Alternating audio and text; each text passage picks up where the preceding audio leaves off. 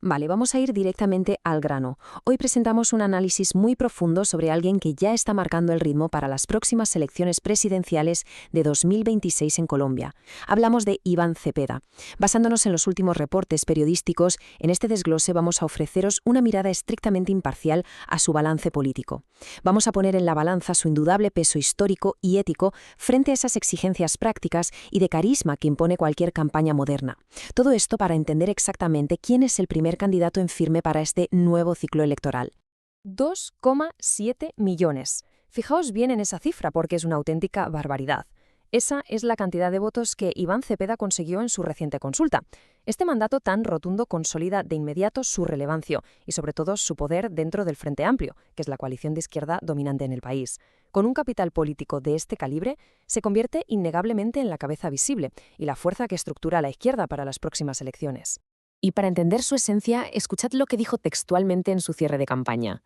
Somos superiores moralmente a los victimarios y por eso prevaleceremos. Es una frase potente, ¿verdad? Y establece su identidad política fundamental. Es un perfil que se apoya muchísimo en el peso de la historia y en un posicionamiento moral inquebrantable.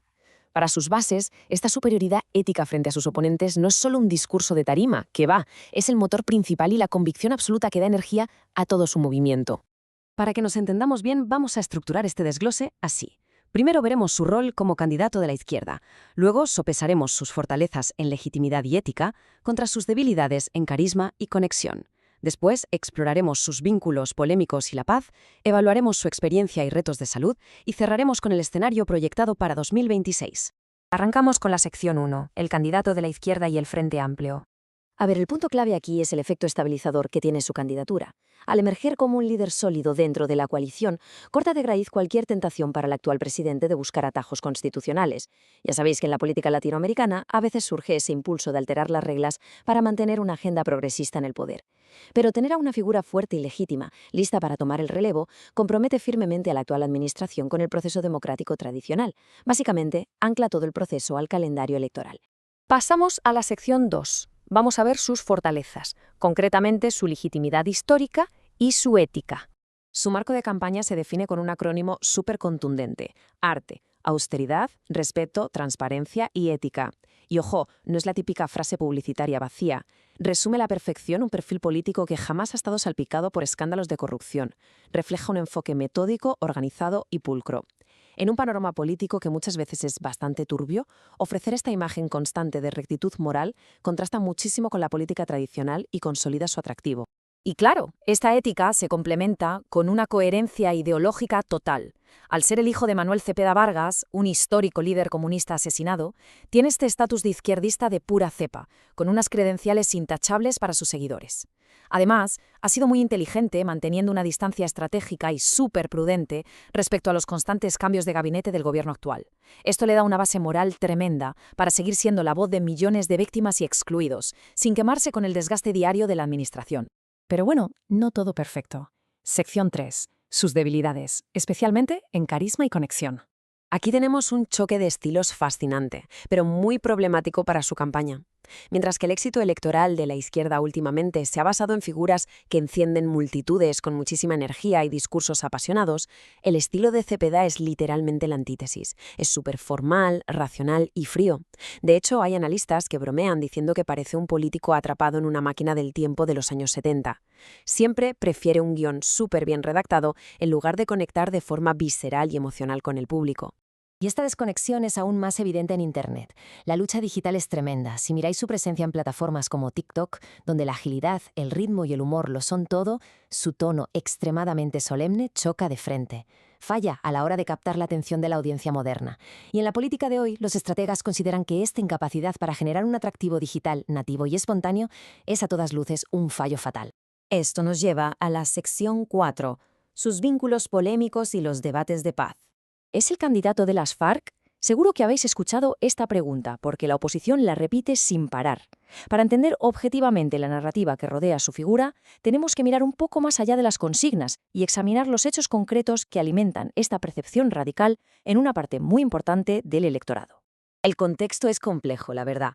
Su compromiso histórico con la paz lo llevó a tener interacciones documentadas, incluyendo fotos, con figuras guerrilleras como Santrich y Márquez, personajes que luego traicionaron el proceso. Si a esto le sumamos que en los debates públicos ha mostrado cierta ambivalencia a la hora de condenar rápidamente acciones de grupos como el ELN, la imagen se complica. Toda esta trayectoria, aunque es perfectamente coherente con su papel de negociador de paz, crea una imagen radical y pone un techo de cristal muy bajo si intenta captar el voto de centro. Básicamente, el resultado es que se le percibe como un candidato de un solo tema. Se le conoce muchísimo por los derechos humanos y la paz, pero hay un vacío enorme en sus posturas sobre el coste de la vida, la economía o las relaciones internacionales. Y pensadlo bien. Para el votante medio que hoy sufre por la inflación o la inseguridad en su barrio, volver a los densos debates sobre negociaciones con guerrillas puede parecerles totalmente desconectado de sus problemas del día a día. Avanzamos a la sección 5. Hablemos de experiencia práctica y de los retos de salud. A nivel puramente administrativo, hay dudas razonables entre los votantes. Por un lado, tiene cero experiencia ejecutiva. Sí, lleva décadas en el Congreso debatiendo leyes, pero nunca ha gestionado grandes equipos ni presupuestos gubernamentales. Por otro lado, su salud está en remisión tras una batalla súper dura y, la verdad, muy admirable, contra 2 cánceres distintos. Pero sumar la falta de experiencia en gestión con el tremendo desgaste físico que implica liderar un país, inevitablemente genera interrogantes. Y ojo con esto, porque este factor físico interactúa directamente con la psicología del votante. En momentos de crisis de seguridad, la gente suele buscar, de forma subconsciente, una figura de tipo macho alfa, alguien que proyecte fuerza física y firmeza implacable para imponer orden. El perfil de Cepeda, que muestra secuelas de la quimioterapia que incluso afectaron su sonrisa, proyecta vulnerabilidad. Es una realidad humana difícil, sin duda, pero en el frío cálculo electoral choca de frente con la demanda social de seguridad. Y llegamos a la recta final. Sección 6. El escenario proyectado para 2026. Todo se reduce a un choque de épocas increíble. Tenemos por un lado al gran negociador de paz del siglo XX, con un peso histórico enorme, coherencia ideológica y una superioridad moral indudable ante sus bases. Y justo enfrente, la cruda realidad del siglo XXI. Un país con problemas súper prácticos, que exige resultados inmediatos en seguridad, un manejo económico impecable y un líder capaz de conectar de forma rápida, emocional y digital con millones de personas. Entonces, la gran pregunta que queda flotando y que va a definir toda esta campaña es esta. ¿Puede un candidato definido por las negociaciones de paz del siglo XX ganar unas elecciones en un panorama del siglo XXI? ¿Será suficiente la legitimidad histórica y la ética intachable de su campaña arte para llegar a la presidencia? ¿O sus debilidades en carisma digital, su falta de experiencia ejecutiva y el peso de las sombras del pasado le pondrán un límite definitivo? Es un equilibrio fascinante que la historia electoral colombiana tendrá que resolver. Muchísimas gracias por acompañarnos en este análisis. Hasta la próxima.